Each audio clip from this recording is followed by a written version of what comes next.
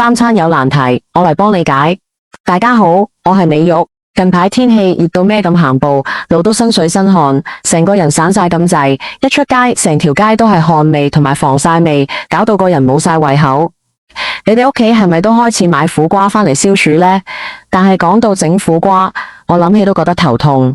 你哋有冇試過諗住清清熱降降火，點知煮出嚟嗰碟苦瓜苦到阿媽都唔認得，連自己都吞唔落，或者係諗住煎個靚靚苦瓜蛋餅，點知一落鑊苦瓜瘋狂出水，成鑊蛋 Q 變成咗一 pat 嘢，好似湯羹咁，完全冇晒形狀。再慘啲嘅，用咗成鑊油，諗住煎到兩面金黃，點知一翻面，成個蛋餅散收收、爛溶溶，仲要底都爛埋，入面啲苦瓜仲係生勾勾，咬落去咔嚓聲，但係青芡味搵晒出嚟，真係喊都冇眼淚。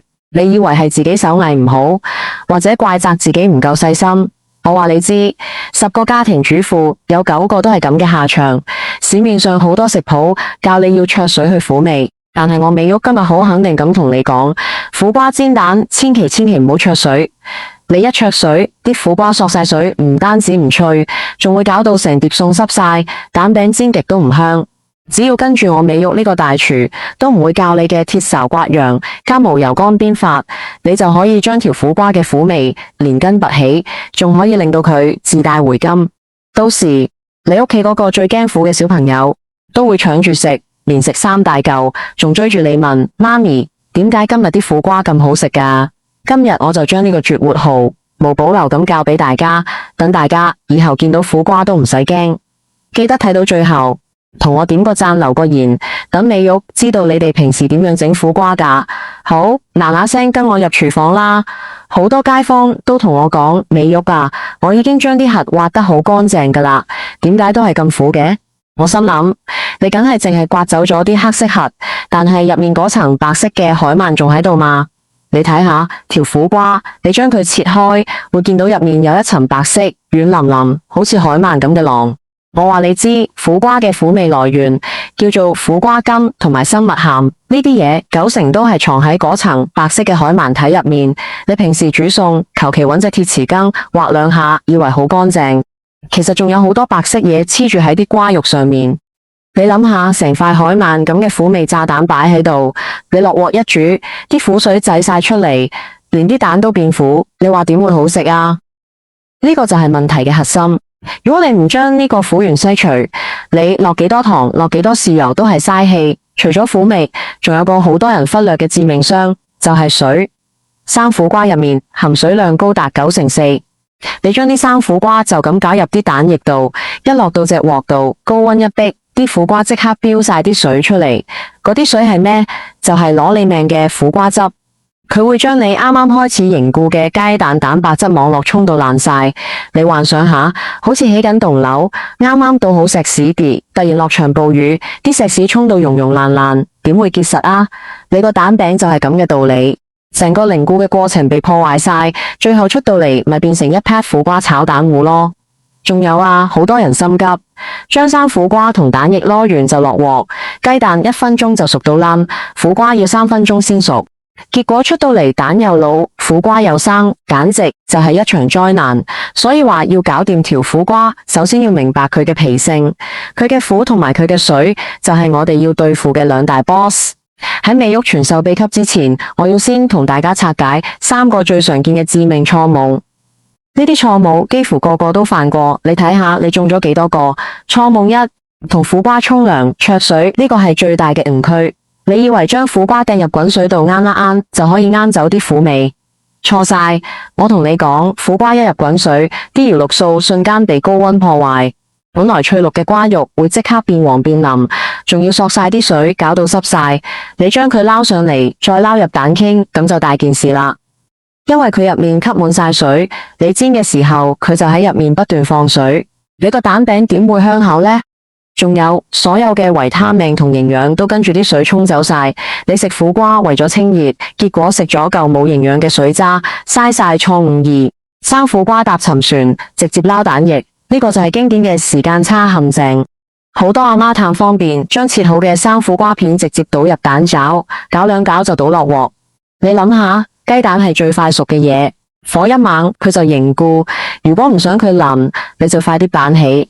但係嗰陣時舊苦瓜仲係生嘅，咬落去有陣草青味，仲要係苦到痹。如果你想等苦瓜熟咁就慘啦。核入面舊蛋已經由金黃色變成焦黑色，硬過你屋企塊砧板，仲有陣腍味。所以話生苦瓜同蛋液根本就係唔同步伐嘅兩個世界，夾硬將佢哋擺埋一齊，只會兩敗俱傷。錯誤三手多多搞搞震亂炒，有啲人煮餸把持唔住，成日拎住隻棍喺度炒啊炒。美玉話你知，苦瓜煎蛋唔係苦瓜炒蛋，煎蛋嘅精髓在於一個餅字。要大大塊厚身外脆內軟，你一落鑊就不停咁閂，啲蛋添未定型就俾你炒散，最後變成一碟苦瓜炒蛋碎，食起身完全冇口感，賣相又唔靚，邊有胃口啊？苦瓜煎蛋要食嗰種外焦香內口嫩嘅感覺，你將佢炒到爛溶溶，不如直接食苦瓜炒蛋飯好過嗱。好啦，知道我哋成日踩中嘅地雷之後，而家就跟住美玉，將呢啲難題一次過解決。呢度就係戲肉啦。今日美玉會將成個過程拆解成5個簡單嘅步驟，只要你跟住做，包保你以後煎苦瓜蛋零失敗。第一步，揀瓜同埋刮骨療毒煮餸要靚，首先要揀條好瓜。你行去街市，記得唔好貪平求其攞，要揀表面啲公大大粒、紋理粗嘅苦瓜，顏色要翠綠。點解啊？因為粒根越大粒，代表條瓜越嫩，苦味越淡。如果你見到嗰啲粒粒好細密、顏色深綠嘅，嗰啲通常都比較老，苦味會重好多，食到你皺晒眉頭。買到返嚟洗乾淨，將條苦瓜一開二，跟住你要揾一把邊緣比較薄身嘅金屬不同鋼匙羹，記住一定要金屬嘅，塑膠嗰啲太濃，刮唔乾淨。然後就係最關鍵嘅一步，刮陽。你唔好求其刮走啲核就算數，你要用力順住個瓜糠嘅內壁，好似要將佢層皮都刮甩咁，一定要將嗰層白色嘅海綿體貼底，再貼底咁刮乾淨。你要刮到見到底下嗰層透亮嘅翠綠色瓜肉，咁先為之合格。呢個動作就好似幫條苦瓜做一次深層清潔，將所有苦味嘅源頭連根拔起。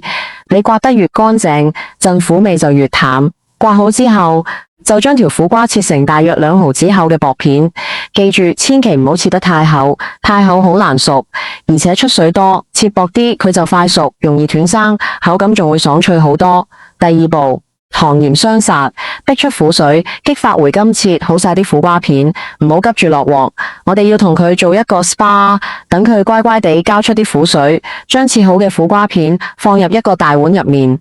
跟住加入半小勺食鹽同埋1小勺白糖，然後伸出你嘅靚手，用力咁撈勻佢，仲要用手捽佢30秒，好似幫佢按摩咁。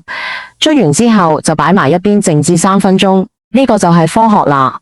鹽嘅作用就係利用噬透壓嘅原理，將苦瓜細胞入面嘅苦鹼汁液逼出嚟。而糖呢，除咗可以中和苦味之外，佢嘅分子仲會搶先一步，佔領你舌頭上嘅苦味受體，等大腦冇咁容易接收到苦嘅信號。簡單嚟講，即係呃你個腦，等你覺得佢甜。呢個就係回甘嘅秘密。你睇下，等一陣，碗底就會擠出一灘墨綠色嘅苦水。呢啲就係苦瓜嘅怨氣啦。你要將呢啲苦水完全倒掉，然後用雙手將啲苦瓜片揸乾水。你要好用力咁揸，將入面嘅水分盡量擠記出嚟。你會發現揸乾水之後嘅苦瓜片會變到半透明，呢個就係成功嘅第一步。揸得越乾，陣味越甜，口感越爽脆。第3步，冇油乾邊，同青喉尾講拜拜。呢一步係美玉嘅獨家秘技，出面絕對學唔到。將你隻鐵鑊或者平底鑊燒到好熱，跟住一滴油都唔好落，就咁將你啱啱揸乾水嘅苦瓜片倒落去，開中小火快速咁兜炒，時間大概係15到20秒。你會見到鑊邊冒起一陣白煙，嗰啲就係殘留嘅水汽。炒到啲苦瓜嘅顏色變得更加翠綠油亮，就即刻要盛翻出嚟。呢個動作就叫做乾邊去生，一滴油都唔落，目的就係要將苦瓜入面最後嗰少少水汽揮發走，同時利用高溫將苦瓜入面嘅青舊味揮發晒，逼出佢嘅清甜香氣。經過呢個步驟，苦瓜已經去到7成熟，佢嘅溫度同狀態已經準備好同雞蛋同步。你諗下，一個已經熱好身嘅運動員，同一個仲未熱身嘅運動員，邊個可以同步比賽啊？乾煸過嘅苦瓜就係熱好身嗰個，等陣同蛋液一齊落鑊，佢哋就會以同樣嘅速度一齊熟透，唔會再出現蛋燶咗瓜仲生嘅情況。第4步，調配黃金蛋液蓬鬆嫩滑嘅秘密武器。處理完苦瓜就到主角雞蛋出場，攞個大碗打入3到4隻新鮮嘅雞蛋，跟住就係美玉嘅秘密武器出場。加入1茶匙嘅溫開水，2滴白醋，少少白胡椒粉，仲有半小勺鹽。千祈唔好睇少呢幾樣嘢。溫開水可以令到蛋餅更嫩滑，白醋可以去腥，仲可以令到蛋白質更穩定，煎出嚟更加蓬鬆。白胡椒粉就係用嚟調味，提升成個蛋餅嘅層次。跟住用筷子快速咁打發，至少要打30秒。你要打到表面浮起一層細密嘅泡沫，見到啲泡好多好豐盈先得。呢個步驟就係將空氣打入蛋液入面，等陣煎出嚟，入面就會形成好似海綿蛋糕咁嘅氣孔，食起身就會好鬆化，好有厚度。跟住將頭先已經放涼咗嘅苦瓜片倒入蛋液入面，輕輕咁攪拌，記住係輕輕攪拌，唔好再發死力打，如果唔係啲泡會消散㗎。第5步，旋轉空蛋，煎出滿月金黃蛋餅。終於到最後一步煎餅，首先將隻鑊燒到好熱，然後倒入比平時炒菜多少少嘅油，你要將啲油均勻咁燙勻成個鑊底，等隻鑊食晒啲油，然後轉中小火，一口氣將成碗苦瓜蛋液嘩啦一聲倒入鑊中心，你即刻會見到蛋液嘅邊緣遇到熱油，瞬間凝固膨脹起晒大泡，嗰下炸一聲，不知幾自然。呢個時候你千祈唔好驚，都唔好攞隻鑊壇亂咁買。你要做嘅只係輕輕用隻鑊壇由外向內咁推2下，等中間未凝固嘅蛋液流去鑊邊嘅空位度，等佢平均啲。跟住你要轉到最細嘅火，輕輕咁搖晃你隻鑊，等成個蛋餅喺鑊入面滑動。呢個動作叫烘，佢可以令到個餅底均勻受熱，唔會淨係中間腍。烘大約1分半鐘，你見到蛋餅嘅邊緣已經定型，變成金黃色，表面嘅蛋堅都開始凝固嘅時候，就係時候翻面啦。呢個時候好多新手都會騰騰震，怕一翻就散，唔使驚。美玉教你一個優雅嘅方法，攞一個大過你隻鑊嘅平底碟，冚喺隻鑊上面，然後成隻鑊反轉，個蛋餅就會完美咁跌喺碟上面。然後你再將個蛋餅從碟邊滑翻入隻鑊度，繼續煎另一面，煎多1分鐘，直到兩面都金黃酥香，就大功告成。你睇下，將煎好嘅苦瓜蛋餅，呀一聲盛上純白色嘅碟度，成個餅圓碌碌，脹卜卜。金黃之中落嵌住一粒粒碧綠通透嘅苦瓜，好似一粒粒翡翠咁。個餅仲有成罐半厚，碟底乾爽到一滴水都冇，淨係見到少少油光。你攞對筷子輕輕咁將佢夾開，會聽到咔嚓一聲，嗰層外皮焦香酥化。夾開之後，你會見到入面嘅雞蛋好似海綿蛋糕咁，布滿一個個細密嘅氣孔，熱辣辣嘅白煙隨即湧晒出嚟，聞到都流晒口水。夾起一嚿放入口，首先感受到嘅係蛋餅外層嗰種焦香同埋油香，跟住咬落去，苦瓜嘅爽脆即刻喺牙齒間爆發，發出嗦嗦聲，完全冇嗰種令人皺眉頭嘅苦叫，反而係陣陣鹹香之後，製出苦瓜獨有嘅清甜爽口。